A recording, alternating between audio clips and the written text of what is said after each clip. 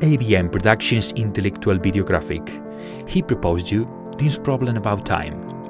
Truly, time is a very strange thing, and the poor watches sometimes have it very difficult to measure it.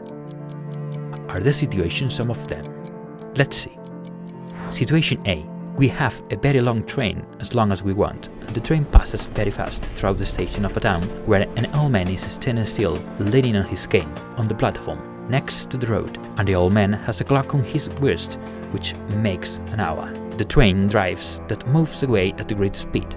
He has another on his wrist. The machinist clock, according to the theory of relativity, for the moving very fast, has to measure a time that dilates.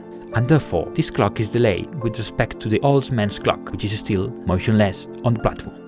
So we can say that the driver's watch delayed with respect to the old man's clock. Situation B. The driver's assistant, a good athlete, sees the old man on the platform, who is his grandfather, with a pitch in his hand for him, and the assistant starts running from the cabin to the train's tail, quickly, moving away by the train of the machinist. At this time, the assistant's watch is measuring a time that dilates with respect to the clock of the machinist. So now, the assistant's clock is delayed. Its go moves slowly than the machinist's clock. That's right, the assistant's clock less time than the machinist's clock. Situation C. Run and run the assistant of the train, which is as long as we want, towards the train's tail until trying to reach the head of his grandfather, who salutes, and reach out to take the pitch that his grandfather there tends. At this time, grandchild clock and grandfather clock, what do these clocks do, one with respect to the other? What do they do with respect times? How do they measure them? Interpretations. Until we have a reliable empirical test, we should make conjectures. Let's see some interpretations. This interpretation refers to the time of the human subject, or psychological time, and the time of the clocks. The human subject feels time. He also thinks, deduces, infers, or reasons, and writes formulas using the concept time. Well, that psychological concept time has nothing to do with the time that clocks measure or produce. They are two different worlds. Therefore, the clocks mark their time different from the one we deduce. Interpretation 2.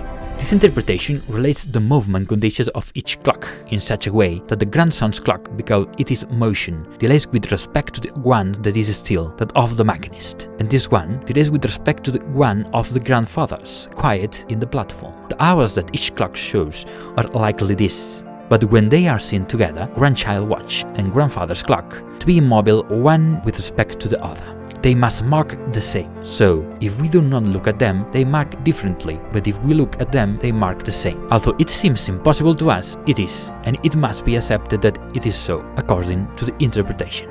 But if the grandfather touched the grandson's watch and the grandson, the grandfather's, at the moment of the transfer, the pitch, then what do the clocks do? What should they do with their time? And what do you think of these interpretations? What interpretation did you choose? Tell us what you think and say it at factoriadeconceptos.com. IVM Production Intellectual Videographic.